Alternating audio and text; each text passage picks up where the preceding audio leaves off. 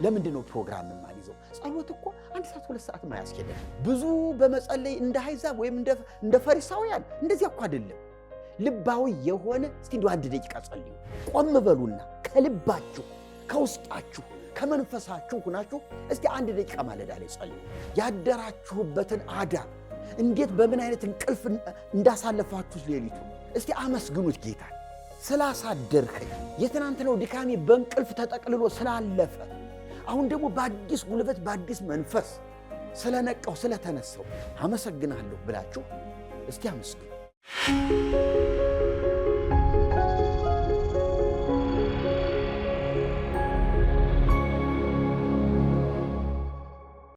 በጌታችን በመድኃኒታችን በኢየሱስ ክርስቶስ ስም ጸጋ፣ ሰላም፣ ፍቅር፣ አንድነት ይብዛላችሁ እያልሁ መልካሙን ሁሉ እየተመኘውላችሁ የተወደዳችሁ የክርስቶስ ቤተሰቦች እንደምን አላችሁ? ይህ የከሳቴ ብርሃን በኢትዮጵያ ኦርቶዶክስ ተሐድሶ ቤተክርስቲያን የቴሌቪዥን መርሃ ግብራችን ነው።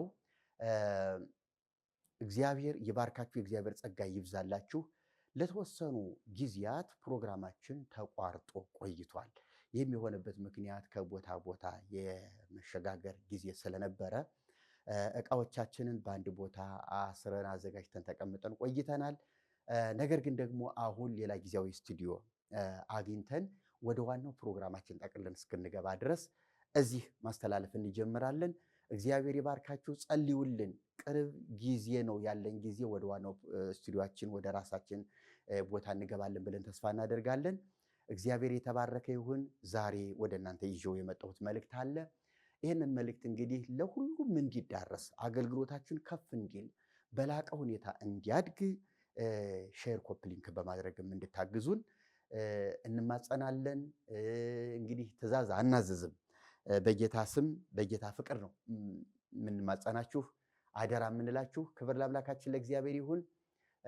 እንግዲህ ዛሬ ቆይቼ ስለመጣሁ መጽሐፍ ቅዱሳዊ ትምህርቶችንና ወቅታዊ ነገሮችንም ይዤ መጥቻለሁ። እስቲ ከመጽሐፍ ቅዱስ እንነሳ።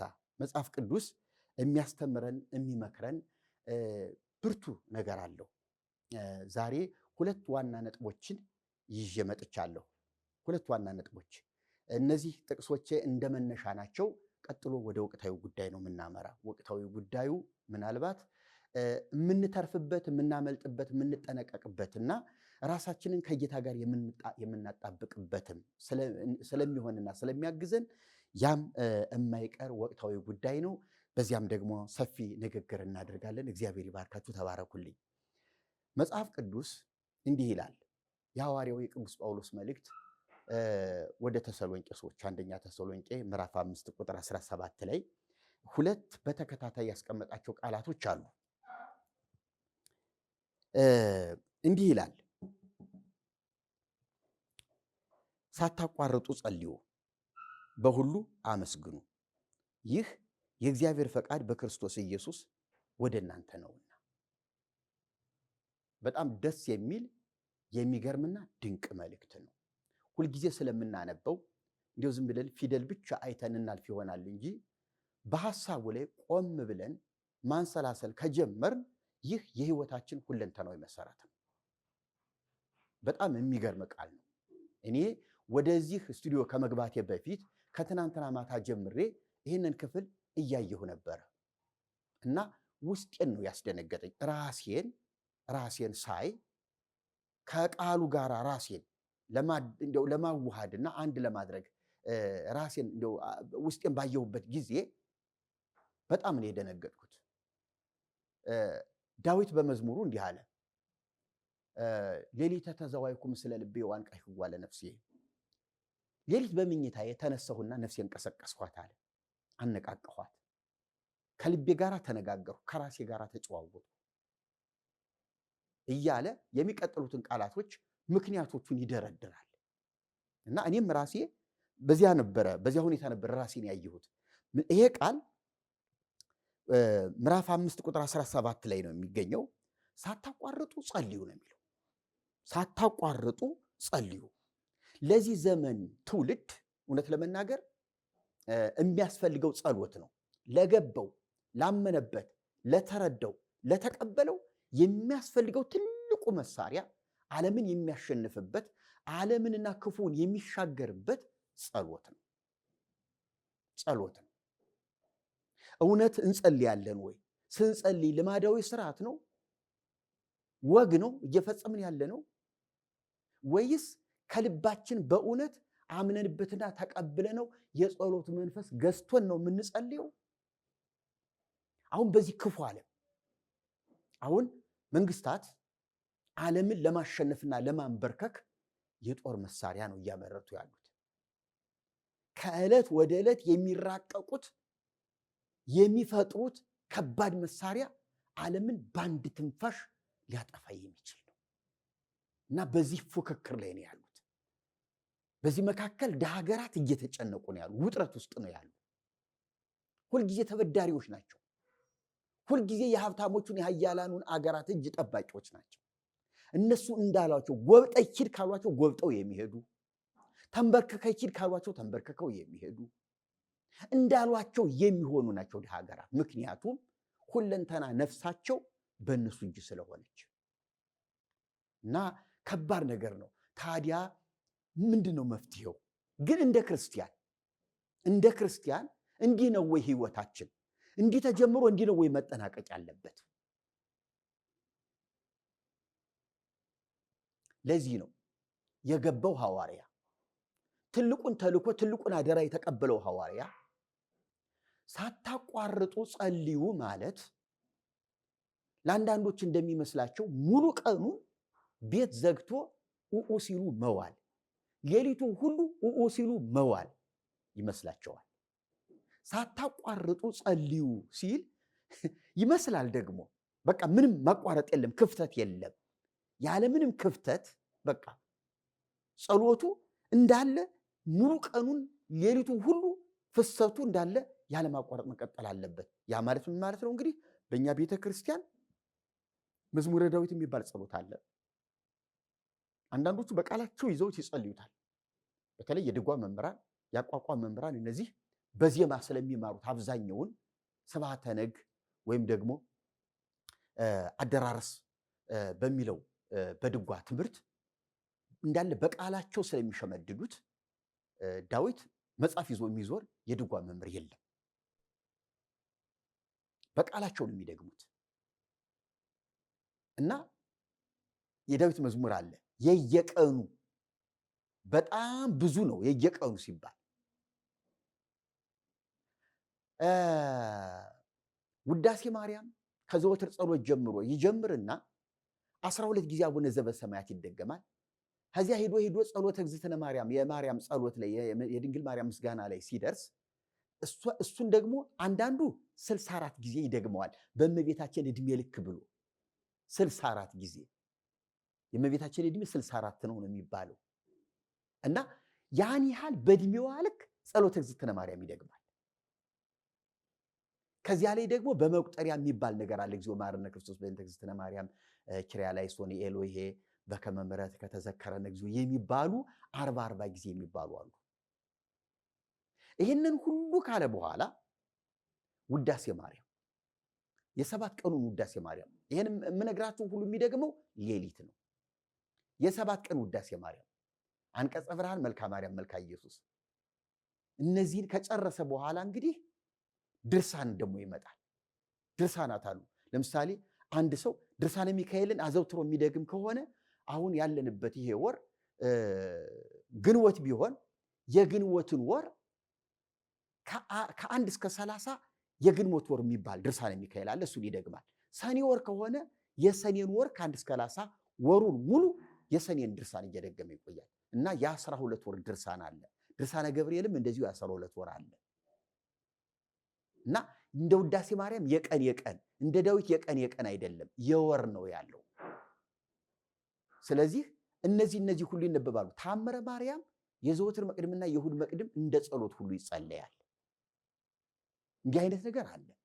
እንግዲህ ተመልከቱ፣ ሳታቋርጡ ጸልዩ ተብሏል በሚል መርህ ይህንን ሁሉ ሲደግሙ ይውላሉ። ይሄ ብቻ አይደለም። የሰኔ ጎልጎታ ጸሎት አለ፣ የማይቋረጥ ጸሎት። አርጋኖን የሚባል አለ፣ እስመ ክብርት የሚባል አለ። በርካታ የጸሎት መጻሕፍቶች በእመቤታችን ስም የተደረሱ አሉ። እነሱ ሁሉ ይህን ጨርሶ በዚህ የተከመረውን በሙሉ እያነበበ እየጨረሰ ወደዚህ ይከምረዋል። ከግማሽ ቀን በላይ ይወስድበታል። አንደበቱ ድክም ብሎት ተሳስሮ መናገር ያቅተዋል። ያን ሁሉ ሲያነበንብ ሲናገርበት የዋለው። አንዳንዶቹ እኮ የሚገርማችሁ በአንድ እግራቸው ቆመው ሁሉ የሚደግሟሉ። ግን እንደዚህ አይደለም። እውነት ለመናገር ጳውሎስ ሳታቋርጡ ጸልዩ፣ ጌታችንም ኢየሱስ ክርስቶስ ወደ ፈተና እንዳትገቡ ትጉና ጸልዩ ሲል፣ ትጉ ማለት ሁልጊዜ ከጧት እስከ ማታ ከማታ ደግሞ እስከ ጧት ማለት አይደለም። ጸሎት ፕሮግራም ይያዝለታል። ማለዳ ላይ ፕሮግራም፣ የጸሎት ፕሮግራም ሊኖር ይገባል።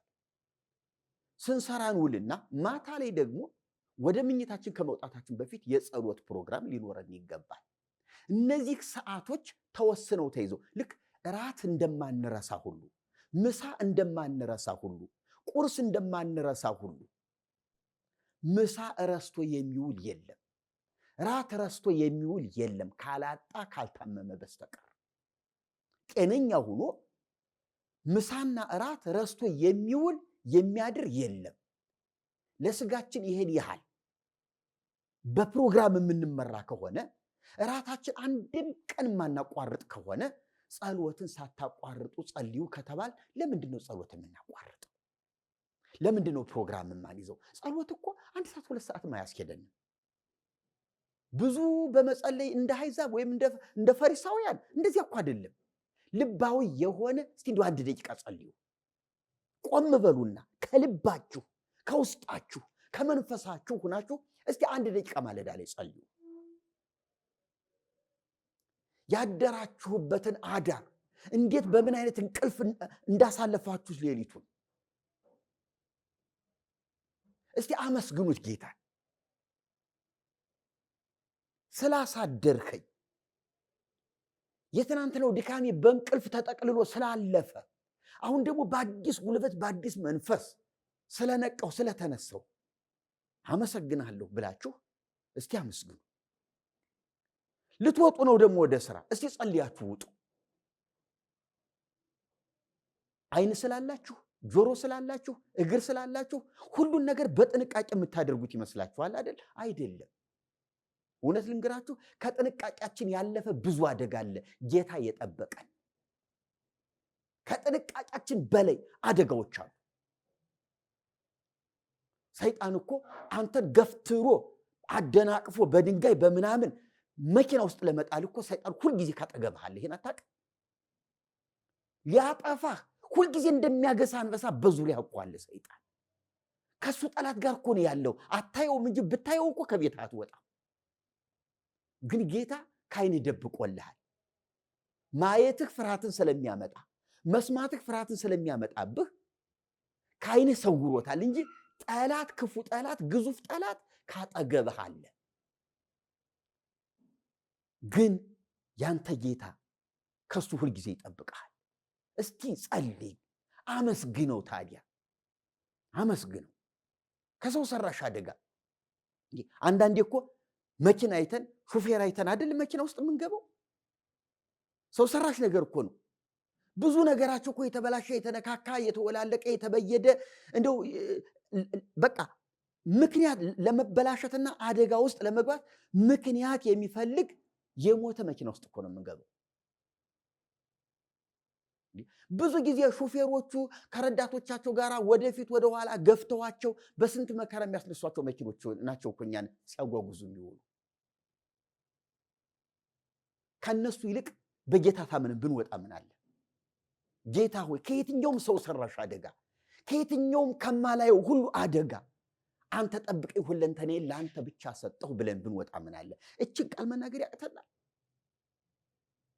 ሳታቋርጡ ጸልዩ ማለት ብዙ መጽሐፍ ረጅም ሰዓት መጸለይ ሳይሆን የጸሎት ፕሮግራም ይዘን በተለይ ማታ ስንገባ ከስንቱ ውጥንቅጥ ውስጥ ከስንቱ ትርምስ ውስጥ ወጥተን ከቤታችን ከልጆቻችን ከትዳራችን ከባለቤታችን ጋር እንዴት እንደተገናኘን እንደው እግዚአብሔር ሆይ ልጆቻችንን ሚስታችንን እቅፍ አድርገን ይዘን እንኳን በሰላም አገናኝህን ብለን ለጥቂት ተረፍኩ እኮ ዛሬ እኮ ለትንሽ እኮ ነው የተረፍኩት፣ ጉድ ሆኜ ነበር ከምትሉት ነገር ሁሉ የጠበቃችሁ እሱ ነው።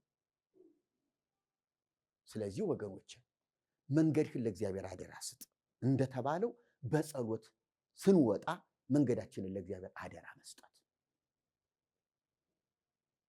በቃ ሀብ ለእግዚአብሔር ፍኖተከ፣ መንገድህን ለእግዚአብሔር አደራ ስጥ። ዝም ብሎ ግድግዳ ላይ ለጥፎ ማየት አይደለም። እሱን ጥቅስ ከህይወት ጋር ማዛመድ፣ ከህይወት ጋር ማስተሳሰር፣ ከልብ በሆነ ቃል መናገር።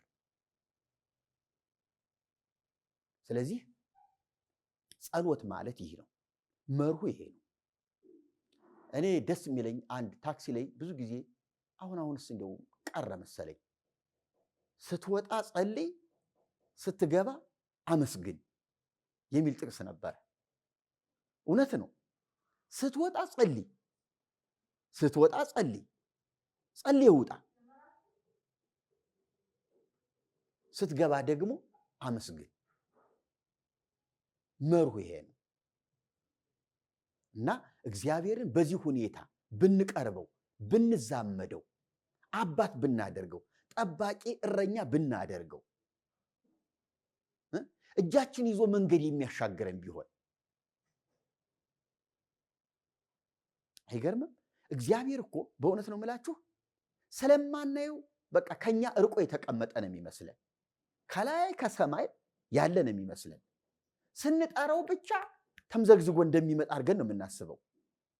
እግዚአብሔር እንደሱ አይደለም። ሁልጊዜ እግዚአብሔር ከስትንፋሳችንም ከልባችንም ቅርብ ነው። እግዚአብሔር በሕይወታችን ውስጥ አለ። ችግሩ እኛ በሕይወታችን ስራ እንዲሰራ አልፈቀድንለትም።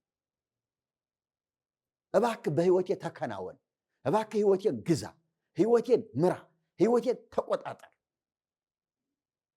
በሕይወቴ ላይ አንተ ንጉሥ ሁን ብለን በሕይወታችን ላይ አልፎም ነው።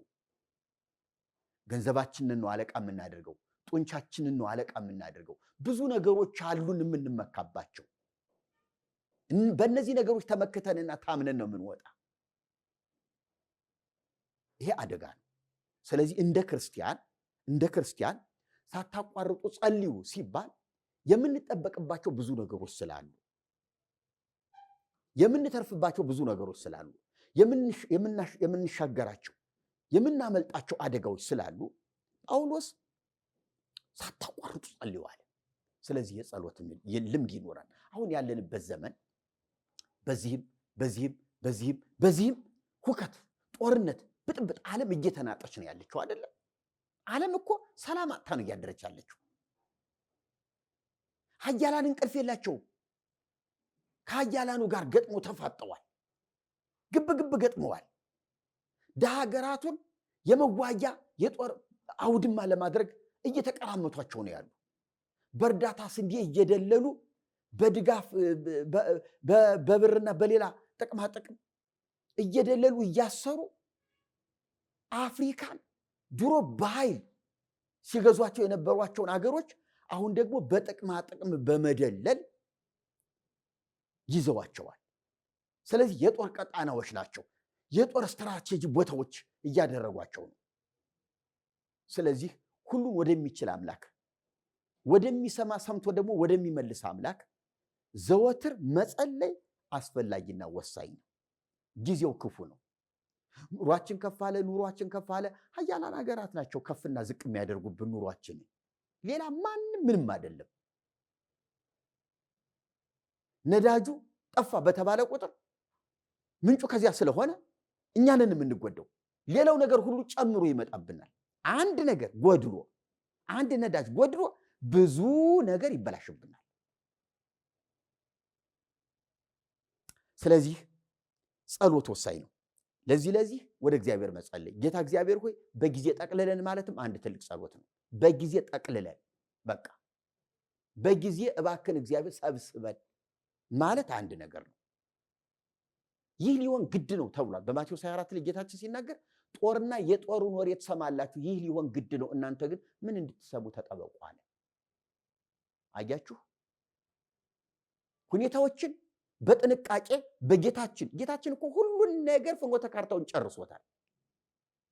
ጌታችን ያልተናገረው ምንም ነገር የለም። የተናገራቸው ነገሮች ናቸው እየሆኑ ያሉት። እኛ ማስተዋል አቃተን፣ እኛ አልሰማነውም፣ እኛ አልተግባባንበትም እንጂ ጌታችን ቀድሞ ጨርሶታል። ስለዚህ ይሄን ነገር በአግባብ እንረዳው፣ እንኑርበት፣ እንጠቀምበት ነው።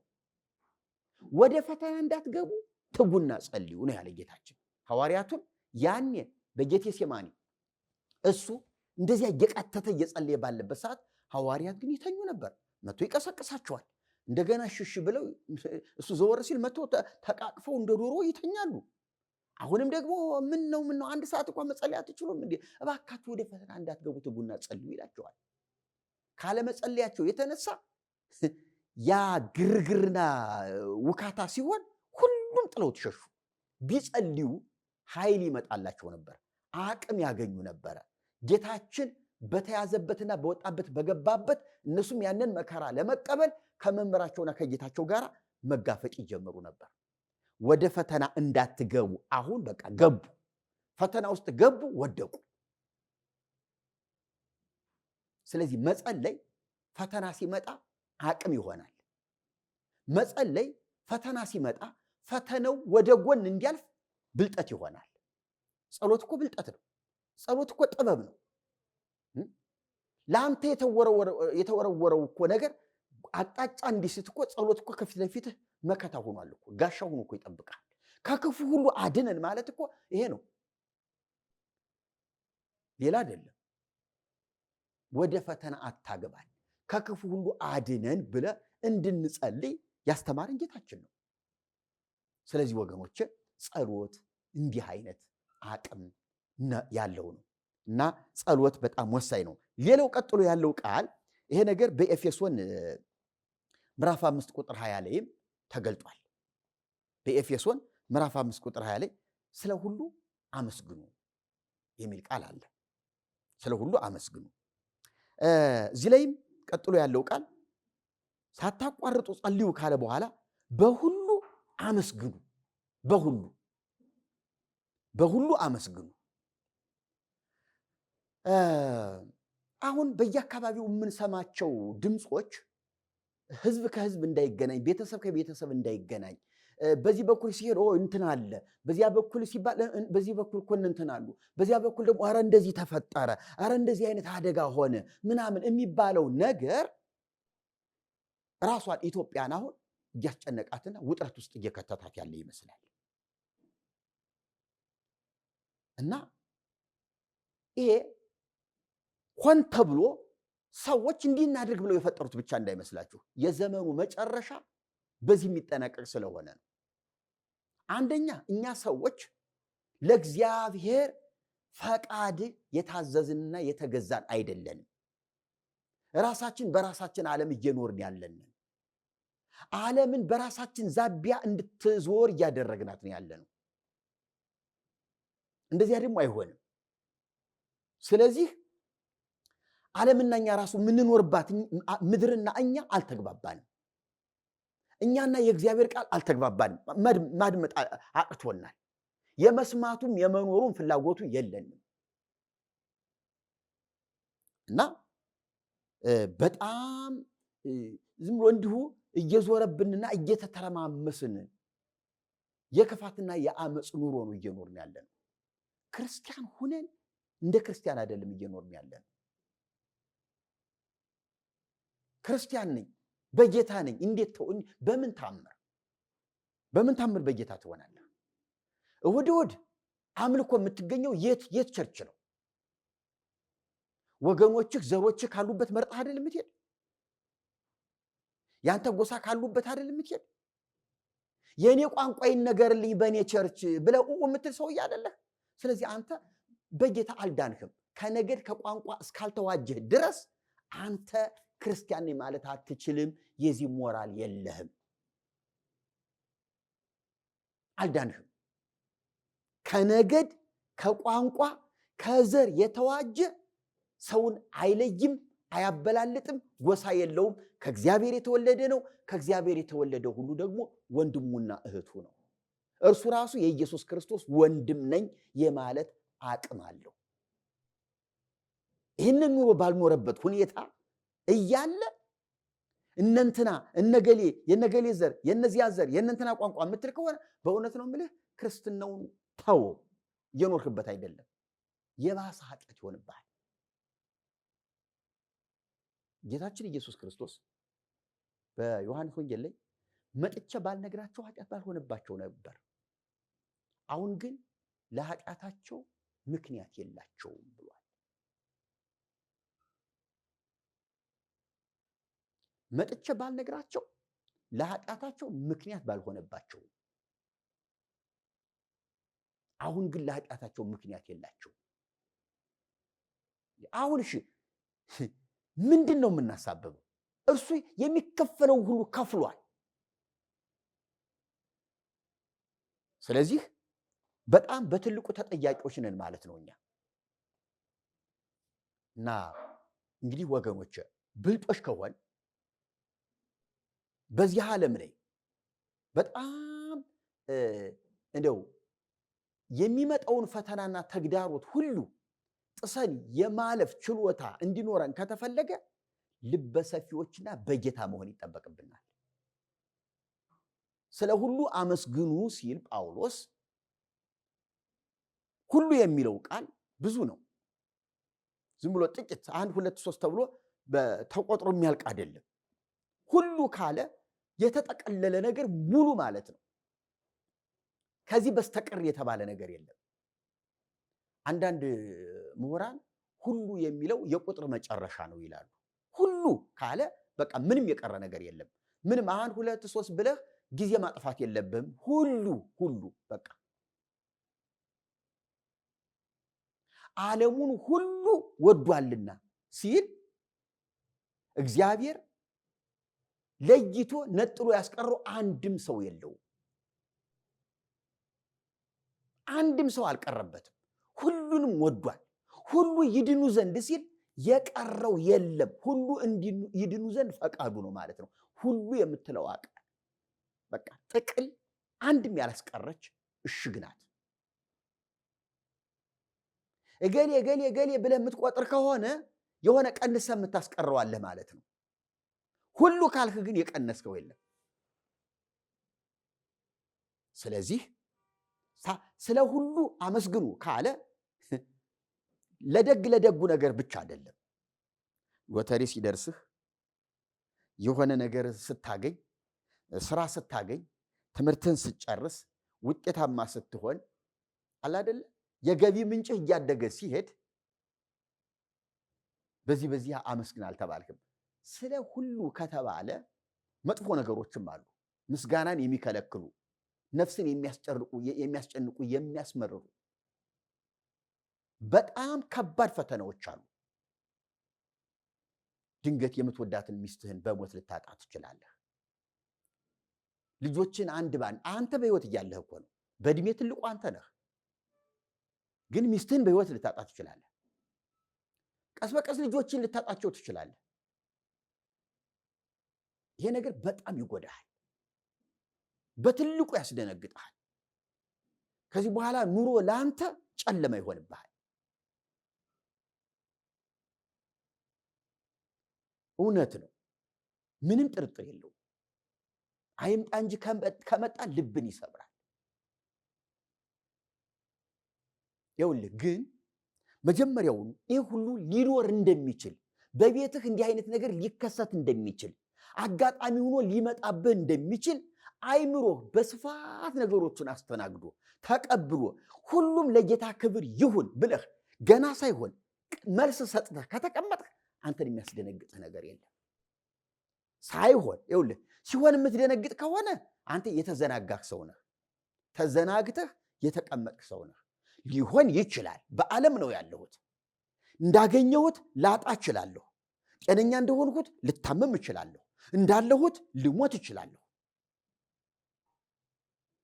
ስለዚህ ይሄን ሁሉ አውቀህና አስበህ ቦታ ሰጥተኸው ከተቀመጥክ የሚሆነው ሁሉ ድንገት እንደሆነ አይተህ አትደነግጥም። ቆም ብለህ የታወቀ እኮ ነው የምትለው። በቃ ይሄማ የታወቀ እኮ ነው፣ እኔ አያስደነግጠኝም፣ ይሄ እንደሚሆን እኮ አውቃለሁ፣ ሊሆን እንደሚችል አውቃለሁ ብለህ አስቀድመህ መልስ የሰጠህበት ነገር ነው የመጣውና አያስደነግጥህም ማለት ነው። የምትደነግጥበት አለ፣ ትደነግጣለህ፣ ግን ወዲያውኑ ራስህን የማጽናናትና የማረጋጋት ስርዓት ውስጥ ትገባለህ ማለት ነው። መልሰህ እግዚአብሔር ሆይ ፈቃድ ይሁን። ለዚህ እኮ ኢዮብ ብዙ ጊዜ ተጠቅሷል። ኢዮብ እኮ ዘግናኝ ነገር እኮ ነው የገጠመው። በቀጥታ ሰይጣን ከእግዚአብሔር ፊት ወጥቶ በሙሉ ስልጣን እኮ ነው የመጣበት። ምሕረት በሌለበት ጭካኔ እኮ ነው የመጣበት። ኢዮብን ሊያስደነግጥ በሚችል ቅደም ተከተል፣ የክፋቱ ቅደም ተከተል አጀንዳው እቅዱ ወጥቶ መጀመሪያ ይሄ፣ ሁለተኛ ይሄ፣ ሶስተኛ ይሄ፣ ይሄን ሰምቶ ቀጥሎ ይሄን እንዲሰማ፣ ይሄን ሰምቶ ቀጥሎ ይሄን እንዲሰማ፣ ይሄን ሰምቶ ቀጥሎ ይሄን እንዲሰማ፣ መጨረሻ ላይ ደግሞ በእርሱ በህይወቱ ላይ ይሄ ሁሉ እንዲሆን አጀንዳ ፕሮግራም ተነድፎ ነው ወደ ኢዮብ የመጣበት።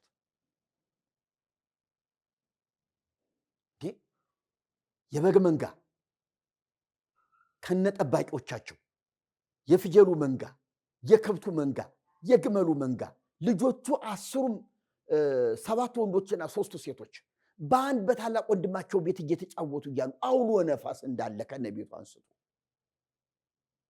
ያ ሁሉ አንዱ ተናግሮ ሳይጨርስ ይሄኛው ሲመጣ፣ ይሄኛው ተናግሮ ሳይጨርስ ይሄኛው ሲመጣ፣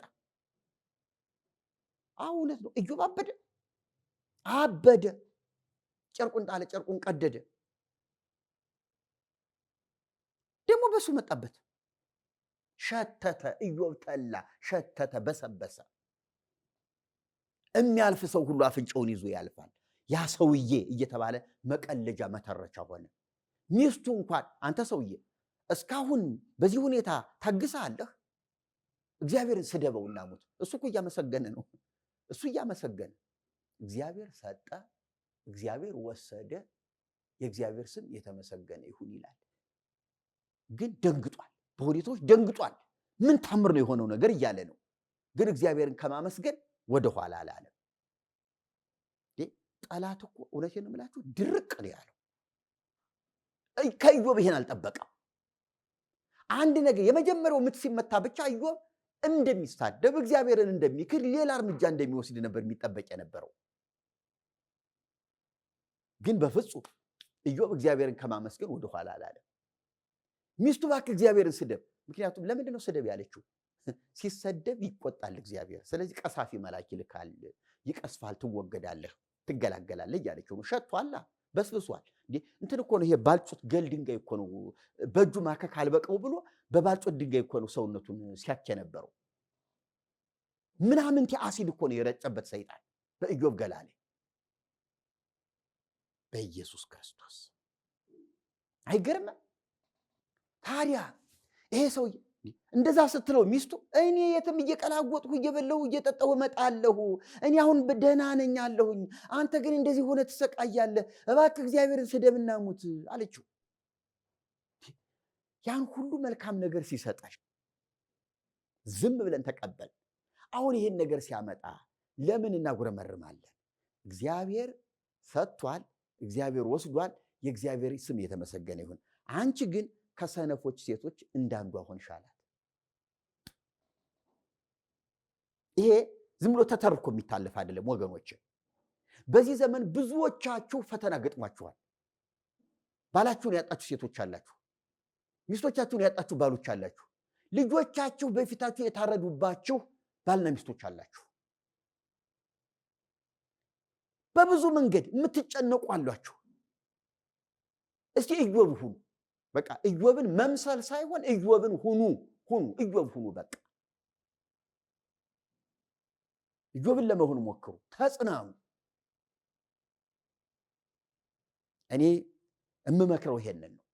ጊዜው አንደኛ የጸሎት ጊዜ ስለሆነ፣ ሁለተኛ ደግሞ ከጸሎት ቀጥሎ ምስጋና ስለሚያስፈልግ ስለ ሁሉ አመስግኑ፣ በሁሉ አመስግኑ ስለሚል ይህም አለ ጳውሎስ። ወደ ማጠቃለያ ስመጣ በዚህ ሐሳቤ ማለት ነው ይህ የእግዚአብሔር ፈቃድ በክርስቶስ ኢየሱስ ወደ እናንተ ነውና። ልብ ብላችሁ አዳምጧት እቺ ቃል። ሳታቋርጡ ጸልዩ፣ በሁሉ አመስግኑ፣ ይህ የእግዚአብሔር ፈቃድ በክርስቶስ ኢየሱስ ወደ እናንተ ነውና።